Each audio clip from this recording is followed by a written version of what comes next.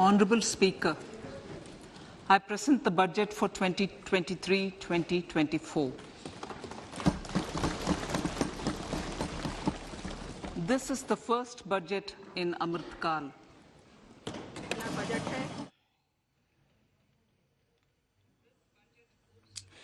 इस बजट में पिछली बजट में रखी गई नींव पर सतत निर्माण करते हुए भारत 100 के लिए खींची गई रूपरेखा पर आगे बढ़ते रहने की उम्मीद की गई है। हम समृद्ध एवं समावेशी भारत की परिकल्पना करते हैं, जिसमें विकास के सुफल सभी क्षेत्रों और नागरिकों, विशेषकर हमारे युवाओं, महिलाओं, किसानों, अन्य पिछड़े वर्गों, अनुसूचित जातियां और अनुसूचित जनजातियों तक पहुंचे। हमारी आजादी के 75वें साल में दुनिया ने भारतीय अर्थव्यवस्था को एक चमकता सितारा माना है। चालू वर्ष का हमारा आर्थिक विकास दर 7% पर होने का अनुमान लगाया गया है। उल्लेखनीय बात है कि यह सभी प्रमुख अर्थव्यवस्थाओं में सबसे अधिक है। यह कोविड-19 और एक युद्ध के कारण विश्व स्तर पर अर्थव्यवस्था के बड़े पैमाने पर सुस्त पड़ने के बावजूद संभव हुआ है। इसलिए भारतीय अर्थव्यवस्था सही रास्ते पर है और चुनौतियों का समय होने के बावजूद उज्जवल भविष्य की दिशा में बढ़ रही है। आज जबकि भारत के लोग अपना मस्तक ऊंचा करके खड़े हैं और दुनिया भारत की उपलब्धियों और कामयाबियों की सराहना कर रही है, हम पूरा विश्वास है कि जिन अग्रजों ने भारत की आजादी के लिए लड़ाई लड़ी थी, वे आगे बढ़ती हमारी कोशिशों को आनंदित होकर आशीर्वाद दे रहे होंगे। हमने सबका प्रयास के माध्यम से व्यापक सुधारों और ठोस नीतियों के क्रियान्वयन पर ध्यान केंद्रित किया है, जिनके परिणाम स्वरूप जन भागीदारी और जरूरतमंद लोगों को लक्षित समर्थन मिल सका है। इससे हमें मुश्किल वक्त में अच्छा करने में मदद मिली है।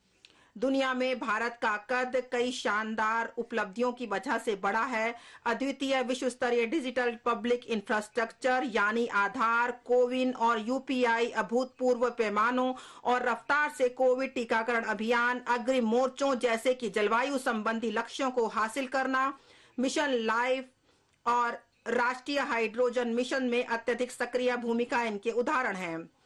कोविड-19 महामारी के दौरान हमने 80 करोड़ से अधिक लोगों के लिए 28 महीनों के लिए मुफ्त खाद्यान्न की आपूर्ति करने की योजना के साथ यह सुनिश्चित किया कि कोई भूखा ना सोए।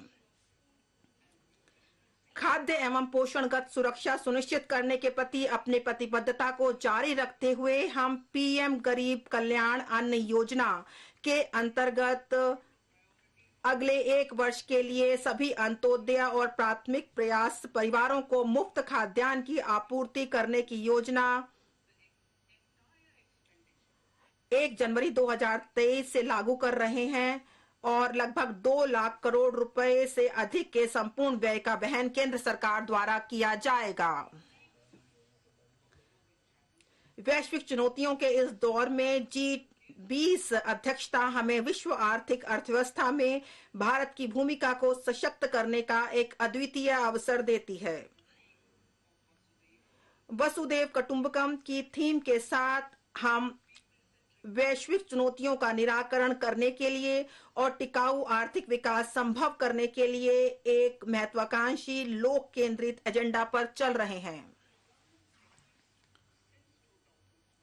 वर्ष 2014 से भारत के प्रयासों ने सभी नागरिकों के लिए बेहतर क्वालिटी की जिंदगी और इज्जत की जिंदगी सुनिश्चित की है। प्रति व्यक्ति आय दुगनी से भी अधिक होकर 1.97 लाख रुपए अधिक हो गई है। इन 9 वर्षों में भारतीय अर्थव्यवस्था का आकार भी बढ़ा है और यह दुनिया की 10वीं से 5वीं सबसे बड़ी अर्थव्यवस्था बन गई है।